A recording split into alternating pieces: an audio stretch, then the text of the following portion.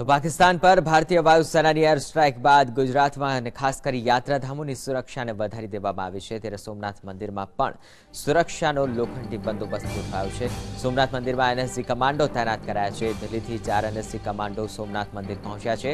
ઉપરાંત સોમનાથ આવતા જતા તમામ વાહનોનું સઘન ચેકિંગ કરાઈ રહ્યું છે। સાથે જ સોમનાથમાં દરિયાઈ સુરક્ષામાં પણ વધારો કરી દેવામાં આવ્યો છે।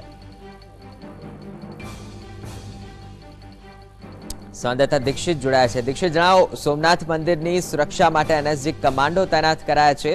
हाल सुरक्षा नो बंदोबस्त केवो छे?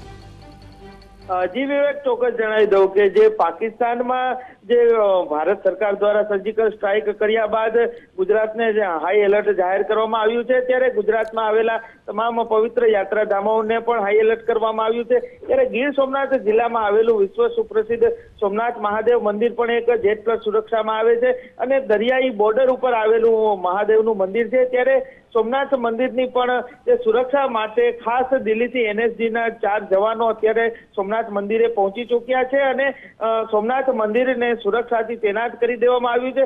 खास करीने सोमनाथ मंदिर छे जे पश्चिम किनारे दरिया किनारे आवेलुं छे त्यारे दरियाई सुरक्षामां पण 24 कलाक राउंड ध क्लॉक मरीन पोलीस द्वारा सिक्युरिटी करवामां आवी छे अने बोट पेट्रोलिंग करवामां आव्युं छे। त्यारे सोमनाथ आवता जता तमाम वाहनो छे पर्यटकोना चेक करवामां आवी रह्या छे अने सघन तपास चेकिंग हाथ धरवामां आवी छे। जी धन्यवाद विगतो आपवा।